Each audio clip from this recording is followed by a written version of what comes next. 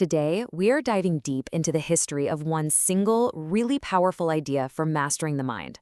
It's an idea that has evolved over more than 1,000 years, starting as beautiful poetry and transforming into a precise, trainable skill. So let's get into it and see just how this ancient wisdom got a total modern upgrade. At the very heart of this whole story is this fascinating paradox, right? It's like a central engineering problem that some of the most brilliant minds have been trying to solve for centuries.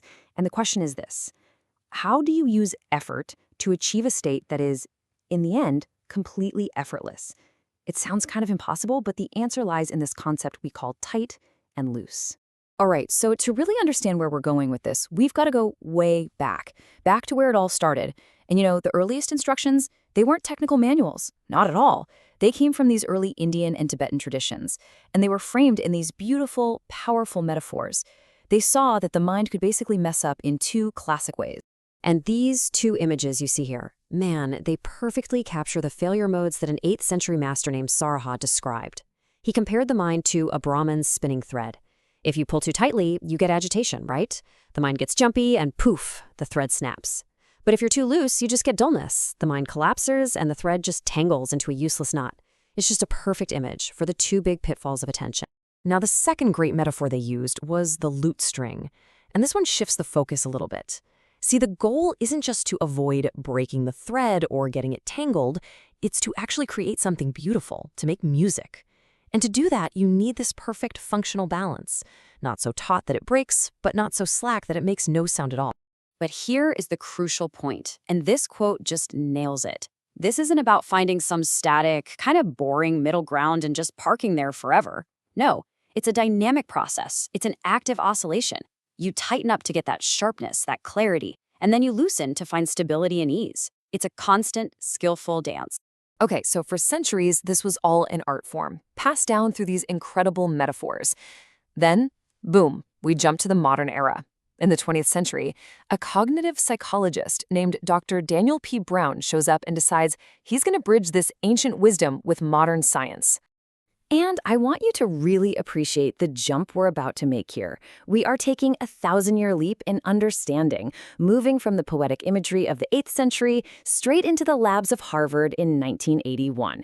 This is where the art really begins to transform into a science. So in his massive 1981 dissertation, Brown basically stripped away all the poetry to analyze the raw mechanics of attention. He started treating tightness and looseness not as vague advice, but as independent variables, like dials on a machine. Tightness became the level of arousal or effort you're putting in, and looseness became the level of relaxation. He was building a cognitive model of the whole thing.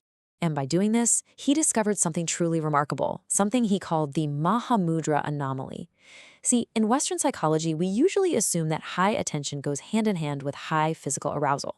Think about the stress of taking a test. But what he found was that Mahamudra meditation actually trains the brain to do the opposite, to achieve incredibly high clarity and focus, that's the tightness, while maintaining deep physical relaxation, that's the looseness. He figured out how to decouple them. This quote from his dissertation just sums up the goal perfectly. It's all about creating an incredibly efficient mental engine. You want the focused force of concentration without the exhausting, counterproductive strain of effort. The goal is this state of automatic, totally effortless focus. But hang on, the story isn't over. In his later years, as he became a master teacher, Brown's understanding evolved yet again. He moved beyond the purely academic model to give precise, stage-specific instructions to his students. And he revealed that the path isn't symmetrical. You don't use tight and loose in the same way at every single stage. This evolved into a really clear 3-stage process.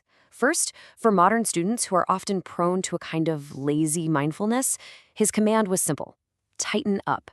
You had to intensify your energy and focus to get that high-resolution clarity. Then, and only once that clarity was totally stable, did he introduce step 2, loose but lucid. This is where you relax the effort, but keep your perception razor sharp. The metaphor is like a shepherd who's relaxed but always awake. And finally, step 3, you transcend the whole thing. You stop checking, you stop adjusting. You just let the mind be. So when you step back and look at this whole incredible journey, you can see this clear trajectory. What started as this beautiful, poetic paradox was slowly and systematically demystified until it became a precise, operational technique anyone could learn. Okay, if you remember one thing from this whole explainer, make it this table. It shows the evolution perfectly. You start with the ancient lineage, which gave us the artistic metaphor of the lute string, not too tight, not too loose. Then comes the 1981 dissertation, the scientific model, which was all about decoupling high clarity from high arousal. And finally, you get the mature teacher with the practical, stage-specific instruction. Intensify first, then loosen to maintain that flow, and then just drop the controls. So ultimately, what was Dr. Brown's incredible contribution? Well, it was translation. He didn't invent this idea, but he absolutely demystified it. He took a poetic concept that felt like some unteachable art form, and he turned it into a precise dial that any dedicated student could actually learn to operate. He proved that the path to true effortlessness is paved with the intelligent management of effort. And that leaves us with a final question for you. Because let's be real, this isn't just about meditation. Think about your work, your relationships, your creative projects. Where in your own life are you pulling the thread too tight, causing it to snap? And where are you maybe a little too loose, letting it all just tangle up? Where do you need to learn to tune that dial between tension and ease?